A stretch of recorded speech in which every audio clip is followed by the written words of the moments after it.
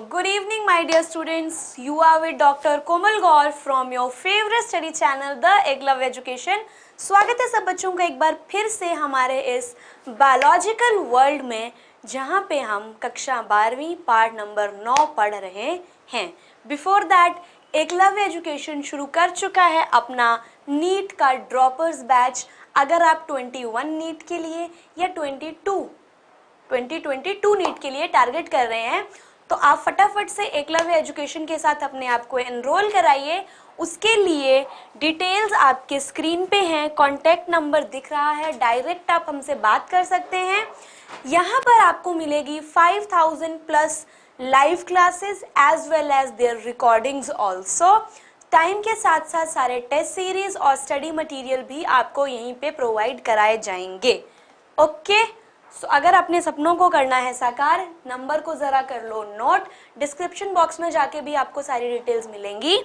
और एकलव्य अब Telegram channel पे भी है. जो बच्चे पहले से जुड़े हुए हैं वो भी टेलीग्राम चैनल पे हमसे जुड़ो ताकि आपको ज़्यादा से ज़्यादा बेनिफिट मिल सके. और जो नहीं जुड़े हैं उनके लिए तो बिल्कुल नई बात है भैया.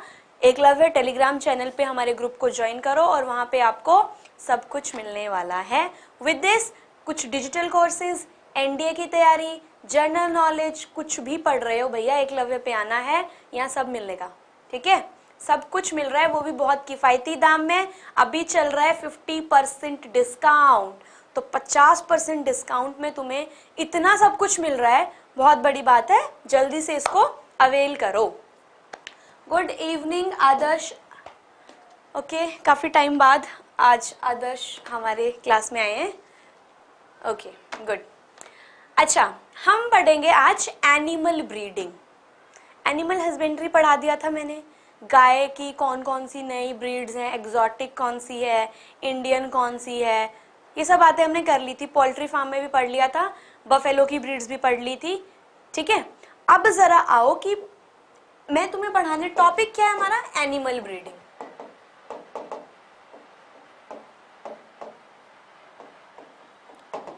एनिमल ब्रीडिंग मतलब कि पशुओं में प्रजनन कैसे कराना है. ठीक है, पशुपालन कर रहे हो तो पशुओं में प्रजनन भी करवाना है, कैसे. उसके लिए पहले तुम्हें पता होना चाहिए कि ब्रीड क्या होता है. ब्रीड को हिंदी में कहते हैं बेटे नस्ल. सुने लोकल भाषा में कहते हुए इस नस्ल की गाय है, इस नस्ल की भैंस है. ठीक है, वो नस्ल क्या होती है. नस्ल होती है group of animals related by decent and similar in most characters. ज्यादातर फीचर्स एक जैसे होंगे, जैसे कि जनरल अपीयरेंस एक जैसी है, देखने में एक जैसे लग रहे हैं. ठीक है, उनके अगर आप एंसेस्टर्स देखो, पूर्वज, तो वो भी एक जैसे हैं. तो एक ही ग्रुप के एनिमल जो एक जैसे दिखते हैं वो एक नस्ल के होते हैं. ठीक है, ये होता है ब्रीड का मतलब. नोट डाउन करो इस बात को. डेफिनेशन है फीचर, साइज, कॉन्फ़िगरेशन, सब कुछ ऑलमोस्ट सिमिलर होता है तो हम कहते हैं कि ये एनिमल्स एक ही ब्रीड के हैं. ठीक है, अब पशुओं में प्रजनन कराना है, एनिमल ब्रीडिंग करानी है, दो प्रकार से हो सकती है. एक तो प्राकृतिक तरीके से, एक कृत्रिम तरीके से. ठीक है, चलो आगे चलते हैं. पहले दो प्रकार से हो सकती है. एक होगा प्राकृतिक प्रजनन और एक होगा कृत्रिम प्रजनन. दो. अभी क्या है फर्क, क्या है दोनों में. फर्क ये है बेटा, जो प्राकृतिक है मतलब कि उसमें हमारा हो सकता है इंसान कंट्रोल कर रहे हैं, हम उस चीज को कंट्रोल कर रहे हैं कि हम देख रहे हैं कौन सी गाय और कौन से गाय और कौन से बैल के बीच में मेटिंग हो ताकि हमें अच्छी ब्रीड मिल सके आगे जाके, कि उनके बीच में मेटिंग के बाद जो नया बछड़ा या नया बछिया जो भी नया ब्रीड आएगा वो अच्छा होगा ताकि हमें ज़्यादा से ज़्यादा, या तो अगर हम गाय देख रहे हैं तो ज़्यादा दूध दे सके. ठीक है, और अगर हम बैल देख रहे हैं तो जो ज़्यादा हार्डली काम कर सके. इस प्रकार से देखेंगे तो ये तो प्राकृतिक है. आर्टिफिशियल क्या है, हम आर्टिफिशियल में क्या होगा, आर्टिफिशियली मतलब कि कृत्रिम तरीके से गाय में इंजेक्शन के through semen, let me right it, semen of bull is injected in cow. ये होता है आर्टिफिशियल तरीके से इंजेक्शन के थ्रू सीमेन को डालेंगे एंड फिर उसके बाद कंट्रोल मेथड से। तो हमें मतलब इसमें हमें पता है कि कौन से बुल का हमने सीमेन डाला है गाय के अंदर, ठीक है। तो हम अपनी चॉइस का अपने हिसाब से, ताकि हमें ज़्यादा दूध मिल सके, ज़्यादा दिनों तक गाय का लैक्टेशन पीरियड चले, उन सब बातों को ध्यान में रखते हुए हम इस माध्यम से प्रजनन करवा सकते हैं। Akanksha Shukla, good evening. I am very good, how are you? I am good, absolutely fine. अब देखो, ये दो बेसिक बातें थी कि नेचुरल और आर्टिफिशियल हो सकता है। तुम्हारे एनसीईआरटी के हिसाब से दो प्रकार का प्रजनन है, एक होता है इन ब्रीडिंग, एक होता है आउट ब्रीडिंग।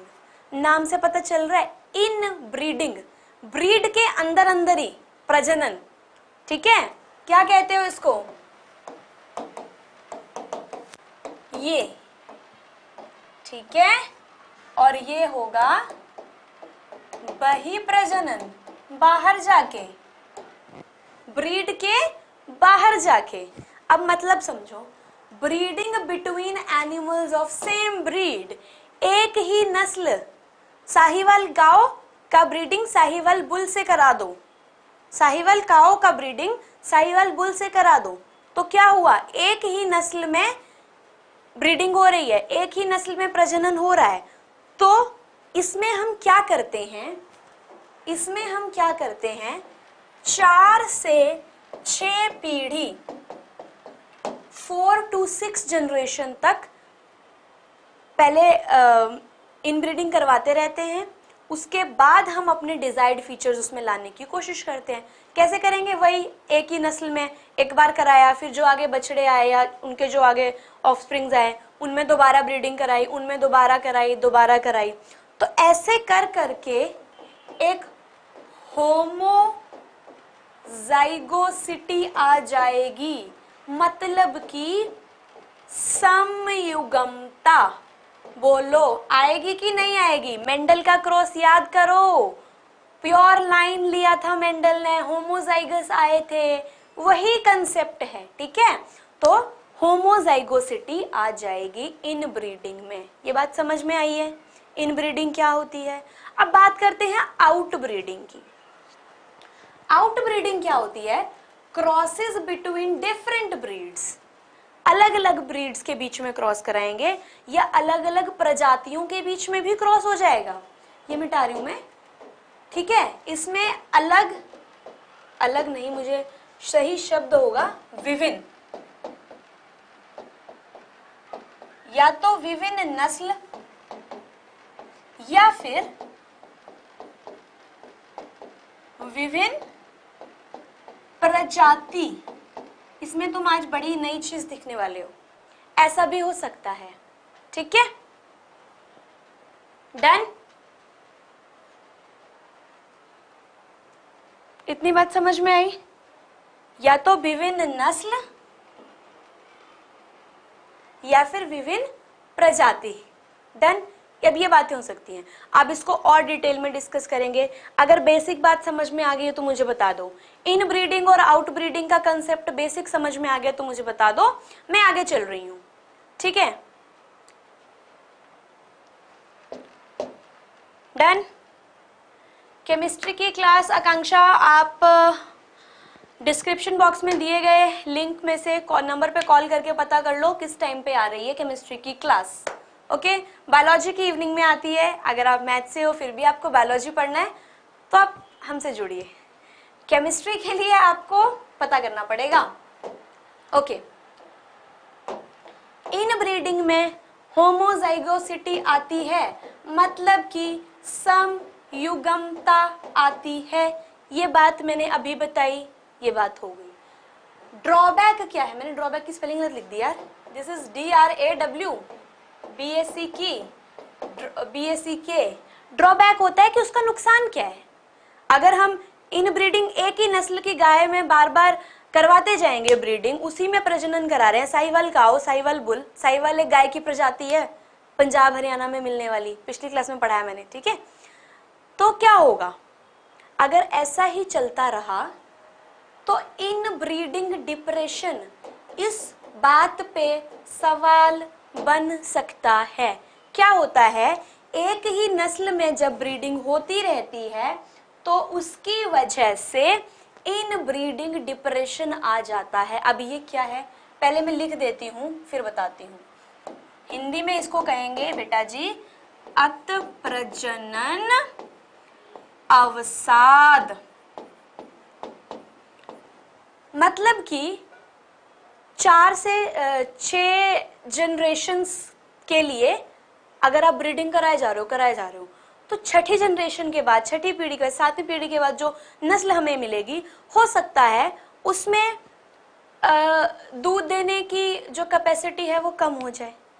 मतलब कि उनकी प्रोडक्टिविटी धीरे धीरे कम होने लगती है, धीरे धीरे उनकी प्रोडक्टिविटी कम होने लगती है। ऐसा क्यों हो रहा है? ऐसा इसीलिए हो रहा है क्योंकि एक ही ब्रीड, उनको कुछ नया नहीं मिल रहा है। बेसिकली ऐसे याद रख सकते हो, ठीक है। तो अगर इन ब्रीडिंग डिप्रेशन आता है तो हमें क्या करवाना पड़ेगा इससे उभरने के लिए? अगर एक ही नस्ल में ब्रीडिंग करा करा के ऐसा हो जाता है कि डिप्रेशन आ जाता है, धीरे धीरे करके इतना ज्यादा हो जाएगा कि ये स्टेरिलिटी आ सकती है।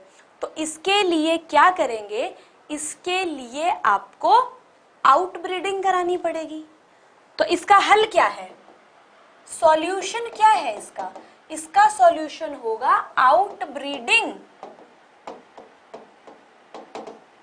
M I clear with this? बोलो, मेरी बात समझ में आई है? क्या मेरी बात समझ में आई है? लास्ट लाइन एक्सप्लेन करने को रहती है, उससे पहले मेरे को ये बता दो, इज इट क्लियर? या तो ये एक तो ये नुकसान हो गया इसका है कि इनब्रीडिंग डिप्रेशन आ जाएगा। दूसरा नुकसान ये है होमोजाइगोसिटी आ रही है। होमोजाइगस क्या होगा? युग्म विकल्पी सेम होंगे। अगर कोई जीन जिस ब्रीड में हम करा रहे हैं, अगर उसमें कोई जीन रिसेसिव हो, जो अपने आप को नहीं एक्सप्रेस कर पा रहा है, रिसेसिव हो, रिसेसिव ट्रेट पता है ना, अगर वो रिसेसिव है तो क्या होगा, होमोजाइगोसिटी में आगे जाके वो अपने आप को एक्सप्रेस कर पाएगा। अगर किसी का जेनेटिक मेकअप ये है तब तो ठीक है, लेकिन यहाँ पे होमोजाइगोसिटी डेवलप हो रही है, धीरे धीरे करके ऐसा कुछ देखने को मिल रहा है, ऐसा और ऐसा। तो अगर कोई ऐसी जीन है जो हार्मफुल है, मान लो कोई ऐसी जीन है गाय में कि रिसेसिव है कि वो बीमारियां जल्दी पकड़ेगी, तो अगर तुम इनब्रीडिंग कराए जा रहे हो 6 जनरेशन 10 जनरेशन के बाद, अगर उस जीन ने खुद को एक्सप्रेस कर दिया तो गाय जल्दी बीमार पड़ने लगेगी, या उसका लैक्टेशन पीरियड कम होने का कोई जीन है तो वो कम हो जाएगा। ये तुम्हें एग्जाम्पल के लिए समझाया जा रहा है, असल में ऐसा कोई जीन है नहीं, ठीक है, एग्जाम्पल के लिए समझाया जा रहा है। लेकिन ये इफेक्ट बेटा डेफिनेटली आ सकता है। तो आपने क्या करना है, आपने इसको क्लिक कर लेना है, दोनों ड्रॉबैक्स को, और इसका सिग्निफिकेंस, महत्व क्या है, होमोजाइगोसिटी आ रही है, ठीक है। आगे बढ़े, डन, इनब्रीडिंग खत्म, आउट ब्रीडिंग में चलो। आउट ब्रीडिंग में ब्रीडिंग कराएंगे, प्रजनन कराएंगे दो अनरिलेटेड एनिमल्स जो आपस में कोई संबंध नहीं रखते, या फिर कैसे संबंध नहीं रखते, या तो वो दूसरी नस्ल के हैं, कई बार दूसरी प्रजाति के हैं। अभी तुम देखोगे दूसरी प्रजातियां ही अलग अलग हैं, मतलब घोड़ा और गधा दो अलग अलग प्रजातियां हो गई, इन दोनों के बीच में मीटिंग करा दी, हॉर्स एंड डंकी। तो एक तरीका ये भी है आउट ब्रीडिंग का। हम ये सब मेथड्स क्यों अप्लाई कर रहे हैं, ताकि हमें अपने फायदे के लिए जो हम टेक्निक्स अपना रहे हैं उससे हमें फायदा मिल सके। अगर हमें फूड का एनहेंसमेंट करना है, हमारा फूड इंक्रीज हो सके, अगर हमें जानवरों से कुछ काम कराना है तो वो इंक्रीज हो सके, ठीक है। तो या तो जो जानवर हमने आउट ब्रीडिंग में लिए हैं वही प्रजनन में लिए हैं, या तो उनके जो भी पूर्वज हैं उनका आपस में कोई लेना देना नहीं है, डिफरेंट एंसेस्ट्री है। अलग अलग नस्ल के, दूसरी बात नस्ल दोनों की अलग अलग हो सकती है, तीसरी बात प्रजाति ही अलग हो सकती है। बात समझ में आ रही है? प्रजाति ही अलग हो सकती है। तो अनरिलेटेड एनिमल्स 3 प्रकार में ये बटा हुआ है। इनब्रीडिंग आउटब्रीडिंग का एक डिफरेंस का टेबल भी है, वो आपको इसके लास्ट में मैं आपको दे दूंगी, ठीक है बच्चों। आउट क्रॉसिंग हो सकती है, क्रॉस ब्रीडिंग हो सकती है, इंटर स्पेसिफिक हाइब्रिडाइजेशन हो सकती है। अब ये सब क्या है? What is this? कुछ नहीं। अगर आप बात कर रहे हो आउट क्रॉसिंग की, मतलब कि हिंदी में से कहेंगे बहिसंकरण। लिख दूं मैं इस बात को, बहिसंकरण, इसको कहेंगे संकरण। और इसकी तो बात डिटेल में करनी है, तो आगे देखते हैं इसमें क्या आएगा, ठीक है। चलो, इसमें आपने बहुत सारे एग्जाम्पल भी देखने हैं। आउट क्रॉसिंग देखो, बहिसंकरण देखो पहले, बहिसंकरण उदाहरण भी आएंगे साथ के साथ, फॉरगेट नहीं करना है। Mating within same breed, breed हमने सेम ली है, नस्ल हमने सेम ली है। Having no common ancestors, common ancestors कुछ नहीं है उनके, ऐसा अगर ले रहे हैं, जो आगे जाके ऑफस्प्रिंग आएगा, ऑफस्प्रिंग क्या होता है? जो ब्रीडिंग के बाद नया बछड़ा या बछिया आ रही है, उसको आउट क्रॉस बोलेंगे। इंफॉर्मेशन नीट में नहीं पूछने वाला कोई आउट क्रॉस है कि नहीं, ठीक है भाई। Best method for animals that are below average in productivity, जो कम दूध देते हैं ऐसा कुछ है, तो उनके लिए काफी अच्छा मेथड अपनाया गया है। ऐसा पाया गया है कि अगर आप आउट क्रॉसिंग कराते हो, एक ही नस्ल के 2 ले लिए हमने जिसका एंसेस्टर्स सेम नहीं है, तो ज्यादा प्रोडक्शन हमें मिला है। ऐसा कब मिला है? ऐसा हमें मिला है जब हमने ऐसा करके देखा है, ठीक है। तो this is like experimental proof, okay. Overcomes interbreeding depression, मैंने बोला था इंटरब्रीडिंग डिप्रेशन हो जाए क्या? अगर अतः प्रजनन अवसाद हो जाए तो आउटब्रीडिंग करा दो। इनब्रीडिंग में हमने एक ही नस्ल लेनी थी। आउट क्रॉसिंग जो कि एक प्रकार का आउटब्रीडिंग है, आउटब्रीडिंग को 3 में बांटा है। सबसे पहला आउट क्रॉसिंग नंबर 1 है ये, इसमें हम नस्ल तो सेम ही ले रहे हैं, नस्ल तो हमने अलग नहीं की, तो सेम ही नस्ल में हमने कॉमन एंसेस्टर नहीं लिया है, सिर्फ इतनी सी बात बोली है। तो क्वेश्चन आ सकता है कि इन ब्रीडिंग डिप्रेशन को सोल्व करने के लिए कौन सा क्रॉस कराया जाता है? नीट का सवाल बन सकता है। बच्चों, तुम्हारा जवाब होना चाहिए outcrossing. Am I clear with this? Am I clear? इसका जवाब होना चाहिए आउट क्रॉसिंग। आगे बढ़ते हैं। ओके, क्रॉस ब्रीडिंग हिंदी में कहेंगे संकरण। इसमें उदाहरण भी आ रहा है, और उदाहरण आ रहा है तो मतलब कि आपको इसमें क्वेश्चन बनने के चांसेस हैं। उदाहरण याद रखना पड़ेगा, आसान है, अभी हो जाएगा।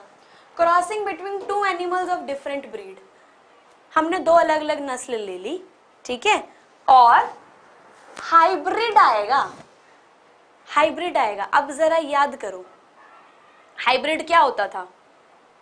2 अलग अलग टाइप्स को क्रॉस कराते थे, ठीक है। प्रजाति एक ही है, नस्ल यहाँ पे हमने अलग ली है, ठीक है। एक शीप है, ये पॉइंट बहुत ही इंपॉर्टेंट है बिकॉज ये आपकी एनसीईआरटी में भी मेंशन है। तो एग्जाम्पल आ सकता है हिसारडेल, हिसारडेल शीप, भेड़ है ये, ठीक है। कहां से मिली है? ये 2 अलग अलग चीजों से मिली है। जैसे कि एक है बीकानेरी ईयूस को क्रॉस कराया मेरिनो रैम्स के साथ, तो अपने को हिसारडेल मिली। अब ये हिसारडेल क्या है? ये एक हाइब्रिड है। प्रजाति तो सेम ही थी, ये भी शीप थी, ये भी शीप थी, कोई दिक्कत नहीं है, लेकिन दोनों का ब्रीड अलग अलग है, नस्ल दोनों की अलग है। ये बीकानेरी ईयूज है, ये मरीनो रैम्स है। इसका अगर आपको फोटो देखना है, मैं वैसे बता देती हूँ। जो बीकानेरी ईयूज होती है ना भेड़, 2 प्रकार की भेड़ देखो अगर आपने देखी होगी तो। एक होती है इसमें थोड़े कम कम बाल होते हैं, और एक होती है बड़ी फ्लफी सी ना, जैसे पहाड़ों पे मिलने वाली, वो मरीनो रैम्स होती है। ठीक है, तो इन दोनों का क्रॉस कराते हैं तो हिसारडेल मिलती है। हाइब्रिड क्यों लाते हैं हम, मतलब इसके भी फीचर आ गए, इसके भी फीचर आ गए, इसके भी फीचर आ गए, इसके भी फीचर आ गए, तो हमें हाइब्रिड मिल गया। ऐसा ही एक और उदाहरण जो आपको हर हाल में याद करना है, गिरिराज ब्रीड। ये मुर्गा है, this is male, this is female. ठीक है, मुर्गा और मुर्गी हैं ये, गिरिराज ब्रीड के। ये आपका नॉर्मल एक इंडियन ब्रीड जो मैंने पढ़ाया था आपको, इंडिजिनस हमारा असील पढ़ाया था, और एक मैंने वाइट लेग हॉर्न पढ़ाया था जो कि एग्जॉटिक था, विदेशी था, पढ़ाया था।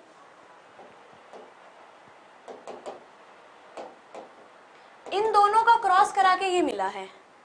अब ये क्या है, जो आपका एसील था वो मीट के लिए बहुत अच्छा होता था, उसका मीट अच्छा होता था। जो आपका व्हाइट लेग हॉर्न था वो अंडे अच्छे देता था। तो क्या हुआ, क्रॉस करा दिया। अब ये जो गिरिराज है, इसकी अगर मुर्गी है तो अंडे अच्छे देगी, ज्यादा अंडे देगी, और अगर मुर्गा है तो उसका मीट अच्छा होगा। तो हमें फायदा हो गया। बीइंग ह्यूमन, बीइंग सेल्फिश, अपना फायदा निकाल लिया हमने। गिरिराज ब्रीड इसीलिए आया है, it is a dual purpose breed. Am I clear with this? ऐसे ही गाय है, सारे नाम याद करने पड़ेंगे। करन स्विस, ये ब्राउन स्विस जो कि एक स्विट्जरलैंड की गाय है, विदेशी है ना ये भी, ब्राउन स्विस। और साहिवाल जो कि आपकी अपनी देसी पंजाब हरियाणा वाली गाय है। ठीक है, इन दोनों को क्रॉस करा के करन स्विस मिली थी, तो वो बहुत ज्यादा मिल्क देती है, तो अपना फायदा हो गया। बस अपना ही तो फायदा देखते हैं हम लोग इंसान। क्रॉस ब्रीडिंग समझ में आ गई? तीनों एग्जाम्पल लिखने पड़ेंगे, याद करने पड़ेंगे, कैप्चर करो इसको, आगे बढ़ो।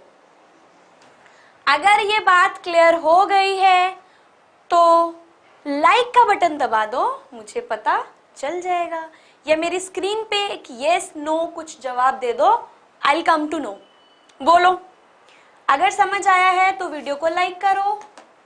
अगली बात, इंटर स्पेसिफिक हाइब्रिडाइजेशन।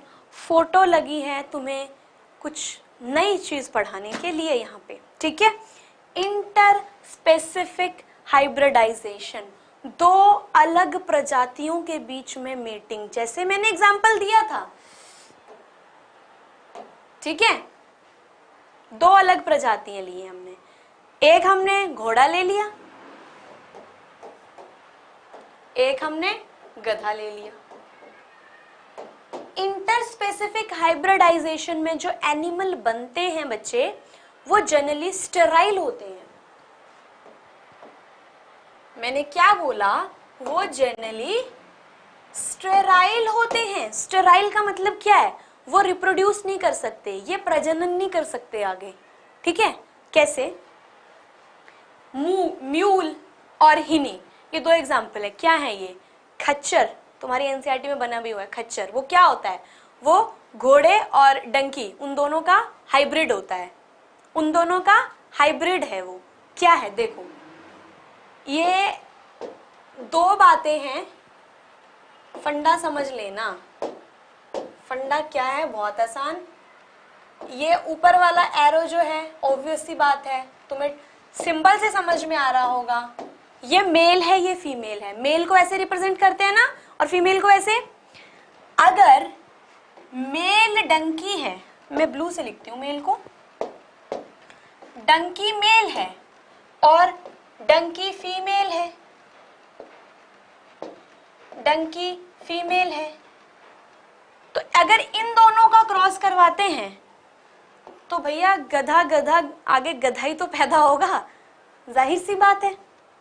ठीक है, अगर सिचुएशन देख लो, अगर फीमेल डंकी है और हॉर्स मेल है, मेल हॉर्स है, अगर मेल हॉर्स, मैं इस बात को यहां पे लिखना चाहूंगी, अगर मेल हॉर्स है, ये रहा मेल हॉर्स, ठीक है, और फीमेल डंकी है, फीमेल डंकी, मतलब कि ये और ये इन दोनों का क्रॉस करवाया तो हमें क्या मिलेगा? इन दोनों का क्रॉस करवाया तो हिनी या हाइनी, जो भी तुम बोलना चाहो, हाइनी मिलेगा।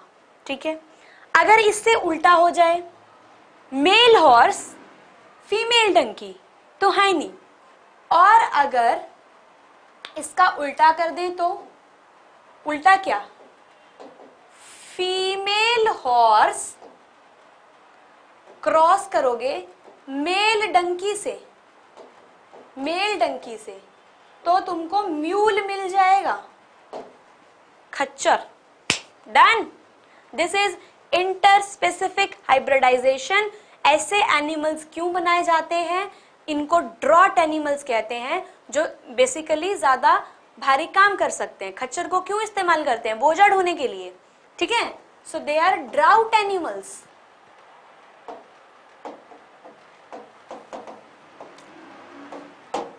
एग्री? एग्री और नॉट बोलो, समझ में आया? टेबल में देख सकते हो, फीमेल इस तरफ बनी हुई है, फीमेल हॉर्स और मेल डंकी, इनका क्रॉस करवाया तो म्यूल मिला। फीमेल डंकी और मेल हॉर्स, इन दोनों का क्रॉस करवाया तो हाइनी मिला।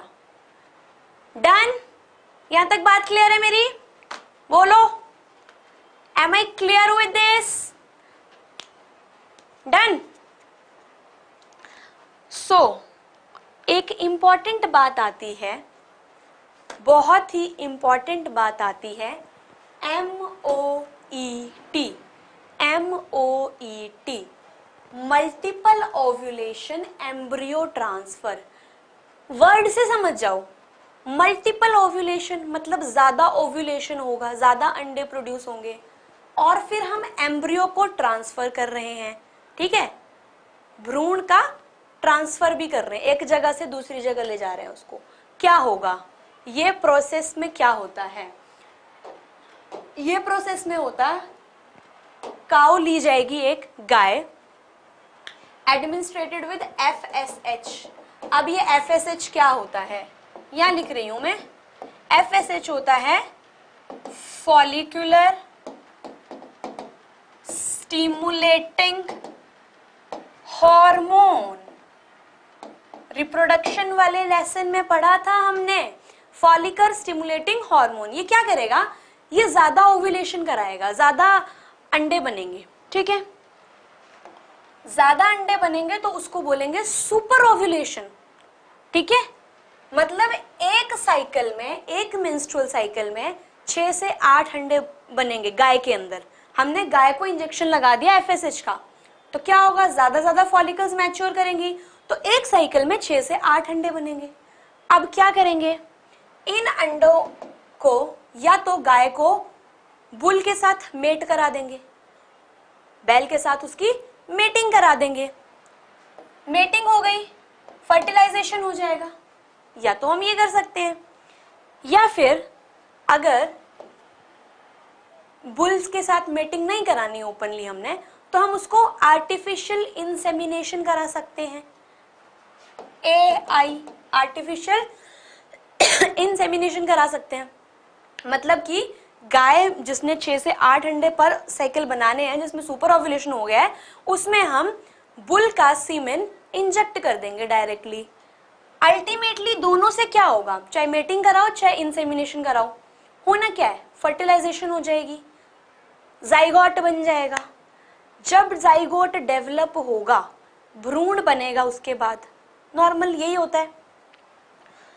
तो 8 से 32 सेल की जो स्टेज है, जब भ्रूण 8 से 32 सेल में, मतलब ब्लास्ट्यूला होगा, है ना, उस स्टेज में लाके उस एम्ब्रियो को हम रिकवर कर लेंगे, ले लेंगे, और उसको किसी दूसरी सरोगेट मदर में डाल देंगे। सरोगेट मदर क्या? जो दूसरी गाय होगी, ठीक है। ऐसा किन जानवरों में करेंगे जो नॉर्मल तरीके से नहीं रिप्रोड्यूस कर पा रहे हैं, ऐसा उनमें करेंगे। या फिर और क्या कर सकते हैं, और होता है क्रायो प्रिजर्वेशन। क्रायो का मतलब होता है बच्चे कोल्ड। मैं इसको मिटा दूं, ये जो मैंने FSH का फुल फॉर्म लिखा है इसको मिटा रही हूं, क्रायो प्रिजर्वेशन का मतलब समझाती हूं। क्या बोला, क्रायो प्रिजर्वेशन। क्रायो का मतलब होता है कोल्ड, प्रिजर्व करना, संग्रहित करके रखना। तो हम इस 8 से 32 कोशिकीय भ्रूण को संग्रहित करके रख सकते हैं। अब मैम रहेगा कैसे, आसान है, -196 डिग्री सेल्सियस इंपॉर्टेंट पॉइंट बनता है। क्रायो प्रिजर्वेशन क्या होता है और तापमान कितना चाहिए। This can be a MCQ question. MOET का फुल फॉर्म क्या है, MCQ क्वेश्चन, ठीक है। एम्ब्रियो ट्रांसफर क्या है, MCQ क्वेश्चन। कौन सी स्टेज में होता है, 38 to 32 sailed, MCQ question. Clear. इतने सारे MCQ एक स्लाइड से निकल रहे हैं, तो वीडियो को लाइक करना तो बनता है और शेयर करना डेफिनेटली बनता है यार। इतने सारे नीट के क्वेश्चन निकल रहे हैं तुम्हारे, हैं भाई। डन। तो अगर ऐसा इंफॉर्मेशन आपको मिल रहा है तो फटाफट से शेयर करो, लाइक करो and do subscribe our channel for more upcoming videos like this. Done?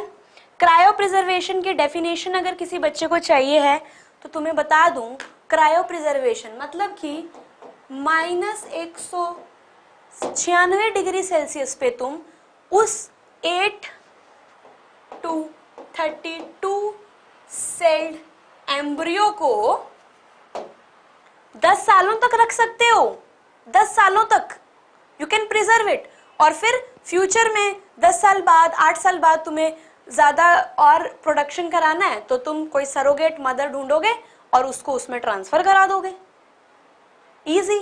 तो क्या कर रहे हैं हम इन कृत्रिम तरीकों से, इन आर्टिफिशियल मेथड से अपना फूड का प्रोडक्शन बढ़ा रहे हैं, ज्यादा दूध प्रोड्यूस होगा, ठीक है। अब मैं 2-3 बातें मेंशन कर रही हूं यहाँ पे जो कि बहुत ही आवश्यक हैं। इसे हम कहते हैं पॉइंट्स टू पॉन्डर, ध्यान रखने योग्य बातें। लास्ट देखो, सिल्वर रेवोल्यूशन, बेटे ध्यान से सुनना। सिल्वर रेवोल्यूशन किसे कहा गया है, जिस रेवोल्यूशन में मतलब ऐसा एक प्रावधान शुरू किया गया कि जहां पे हमें लगा कि हमें ज्यादा से ज्यादा अंडे उत्पन्न करने हैं ताकि ज्यादा से ज्यादा फूड प्रोडक्शन हो। तो पोल्ट्री फार्मिंग पे बहुत ज्यादा फोकस किया गया। जो लोग पोल्ट्री फार्मिंग करते हैं उनको सरकार की तरफ से काफी सारी सुविधाएं दी गई, उनको पैसे दिए गए, आर्थिक सहायता दी गई ताकि तुम कर सको पोल्ट्री फार्मिंग। तो उस टारगेट का नाम होता है सिल्वर रेवोल्यूशन। फिर आई व्हाइट रेवोल्यूशन। व्हाइट मतलब सफेद, सफेद revolution, white revolution, production of milk से रिलेटेड सी, ज्यादा से ज्यादा मिल्क प्रोडक्शन हो सके। और एक इंपॉर्टेंट नाम जो आपका अगेन MCQ क्वेश्चन बनता है, मेडिकल में सवाल आ सकता है, डॉक्टर वर्गीज कुरियन। डॉक्टर वर्गीज कुरियन को बेटा जी फादर ऑफ व्हाइट रेवोल्यूशन कहा जाता है। This is a very important question for you people, ठीक है। व्हाइट रेवोल्यूशन के फादर कौन है, डॉक्टर वर्गीज कुरियन, और ये एक इंडियन मैन है, okay. CVRI stands for central veterinary research institute, CARI central avian research institute. ये सारे के सारे फुल फॉर्म्स इस लेसन से काफी इंपॉर्टेंट हैं, MCQ सवाल बन सकते हैं। समझ आया, समझ में आई बात। विद दिस हमारी क्लास आज की फिनिश होती है। कल हम पढ़ेंगे एपीकल्चर, फिर हम पढ़ेंगे पिसिकल्चर, बी कीपिंग कैसे करनी है। बी कीपिंग में मैंने तुम्हें बताया था, मधुमक्खियों के छत्ते में पूरी कॉलोनी तुम्हें मैं पढ़ाने वाली हूँ उसमें कि कौन सी मधुमक्खियाँ, कौन कौन सी प्रजातियां उसमें हैं, प्रजातियां तो नहीं, प्रजाति तो एक ही है, कौन कौन सी जाति हैं उसमें, कास्ट होती है उसमें भी, और किसका क्या काम है। सो फॉर दैट आपको मुझसे मिलना होगा कल 5:50 पे, यहीं पे एकलव्य एजुकेशन पे। थैंक यू सो मच, मिलते हैं कल की क्लास में।